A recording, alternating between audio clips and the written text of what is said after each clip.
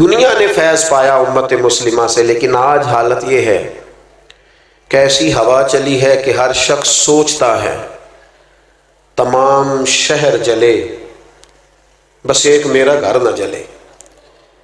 تھوڑا سا نا دوسروں کے، حضرت صاحب موجود ہیں یہاں ماشاءاللہ، ایک بڑی تعداد ہے علماء کی، بڑے ماشاءاللہ مناظرین موجود ہیں۔ مناظرین اپنے دلائل بھی پڑھتا ہے اور سامنے والے کے دلائل بھی دیکھتا ہے۔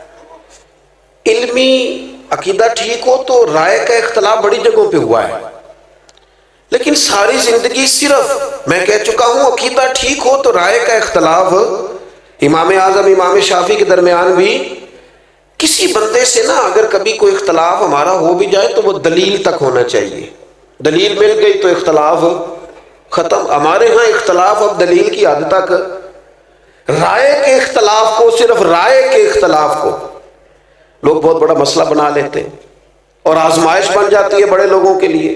میں اب تو خیر کم جگہوں پہ جاتا ہوں، لیکن جہاں بھی جاتے ہیں نا جی، ابھی بھی 2 پرچیاں ہیں میری جیب میں، تو میں کئی دفعہ کہتا ہوں کہ میں پرچیوں والا مولوی نہیں ہوں، کسی مناظر کسی محقق کو دیجیے گا، لیکن ہر جگہ پرچی جو باتیں طے ہیں نا بالکل 100% طے، ہمارے بزرگوں نے طے کر دی، ان پہ بھی لوگ چاہتے ہیں کہ کوئی نہ کوئی بات کی جائے، کوئی نہ کوئی نیا عنوان چھیڑا جائے، اختلاف رائے ہو جاتا ہے۔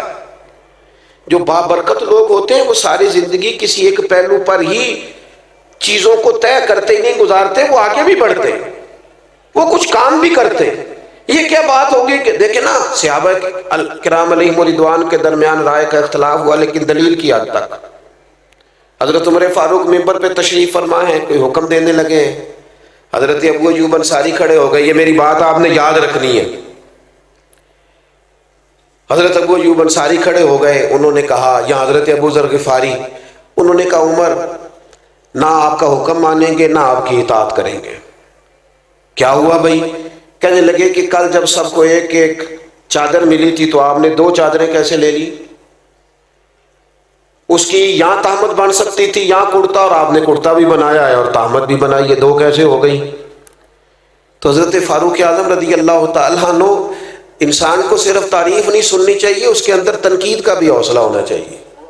ہمارے اسلاف فرمایا کرتے تھے دشمنوں کی باتیں توجہ سے سنا کرو، وہ تمہیں نکھار دیتے ہیں، وہ ڈھونڈ ڈھونڈ کے وہ چیزیں لاتے ہیں جو تمہارے فائدے کی ہوتی، غور سے سنے تمہارا مخالف کیا کہتا ہے، لیکن حوصلہ ہی نہیں ہوتا، عادت بن جاتی ہے۔ اب تو کچھ لوگوں کے بارے میں محسوس ہوتا ہے کہ تنخواہ پہ بندہ رکھا ہوا ہے خوشامد کرنے والا، کیونکہ وہ بیچارہ ادھر ادھر جاتا ہی نہیں، اور ایسی رٹی رٹائی کہانی سناتا ہے کہ جس میں سے محسوس ہوتا ہے کہ نہیں یہ تو طوطا ہے، تو پوری کر کے یاد کر لی۔ عزیز بھائی، تنقید کا حضرت عمر بڑے جلالی ہیں، لیکن وہ اپنی ذات کے لیے نہیں ہیں، پوری بات تسلی سے سنی اور بڑے علم اور بردباری سے کہا میرا بیٹا جواب دے گا۔ حضرت عبداللہ ابن عمر یا آپ کے بیٹوں میں سے کوئی کھڑا ہوا اور انہوں نے کہا حضور آپ نے حکم دیا ہے تو میں عرض کرتا ہوں۔ کہنے لگے چونکہ مال غنیمت میں چادریں تقسیم ہوئی تھیں اور سب کو ایک ایک ملی تھی، تو ایک میرے والد کو ملی تھی تو ایک مجھے بھی تو ملی تھی نا، میں نے سیدنا عمر کو دے دی اور ان کا کرتا بھی بن گیا اور تہمت بھی بن گئی۔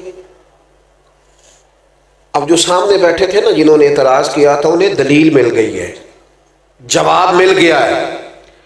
اب انہوں نے یہ نہیں کہا کہ نہیں صحیح بتائیں، نہیں میں گھر بھی جاؤں گا تلاشی بھی لوں گا، نہیں یہ نہیں کہا کہ میں اس پر حلف بھی لوں گا، دلیل مل گئی، قربان جائیں۔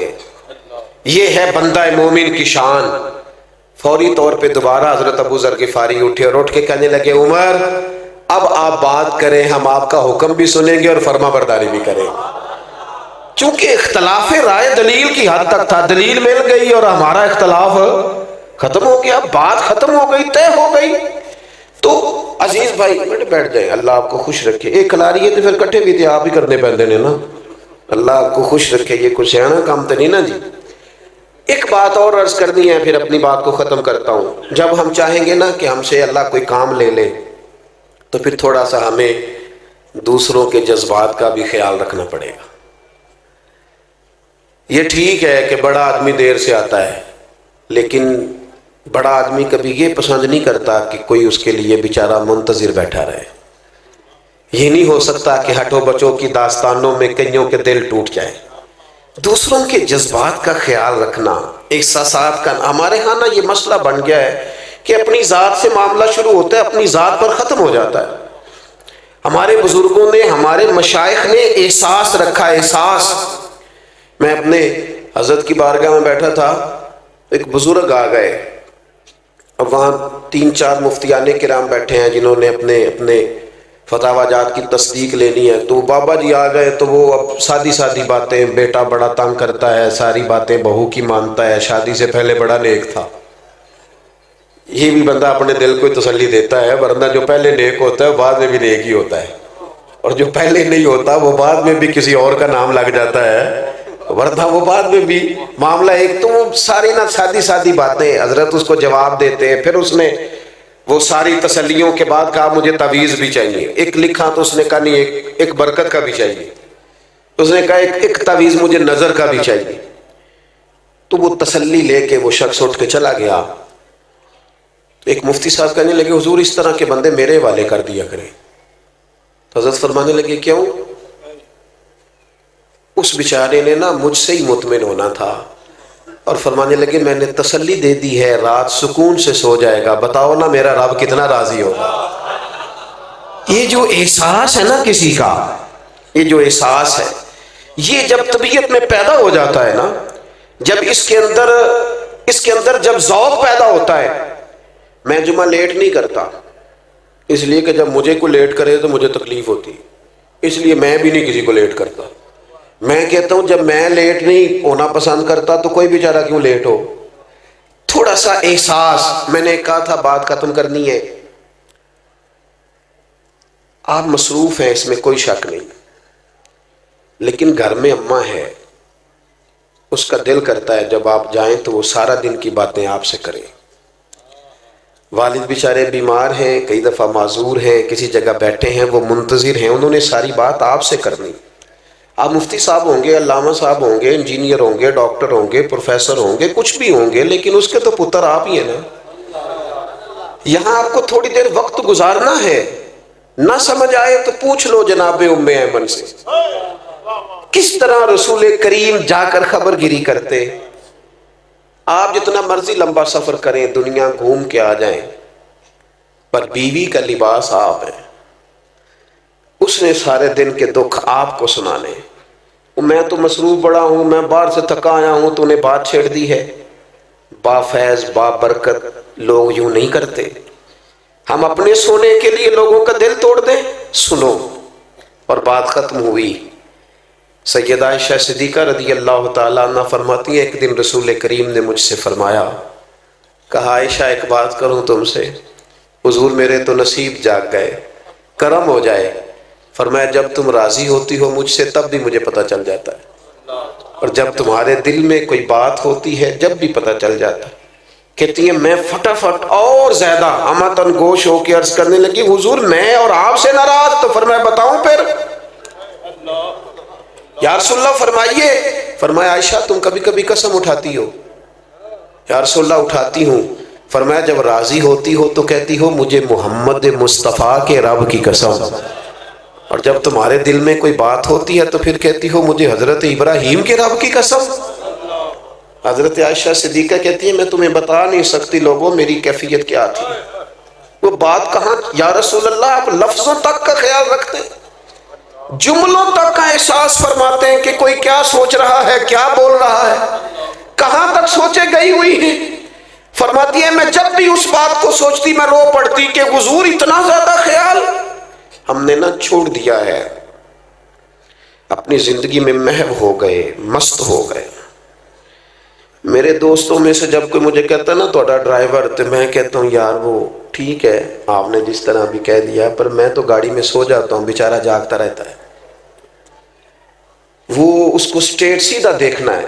میں تو لیکن قدر نہیں ہے نا، احساس نہیں ہے. ہم نے سوائے اپنے دائیں بائیں دیکھنا چھوڑ دیا ہے. اپنے آپ کو بابرکت بنائیں، با فیض بنائیں. مومن کے لیے وہ اجر ہے جو کبھی ختم نہیں ہوگا. جانے کے بعد لوگوں کی تعریفیں شروع ہوئیں اور پھر بڑی ہوئیں. میں اندر بیٹھا تھا ابھی حضرت کے گھر میں، تو میں وہاں بھی کہہ رہا تھا کہ میں دل سے حضرت مفتی صاحب کی قدر کرتا ہوں.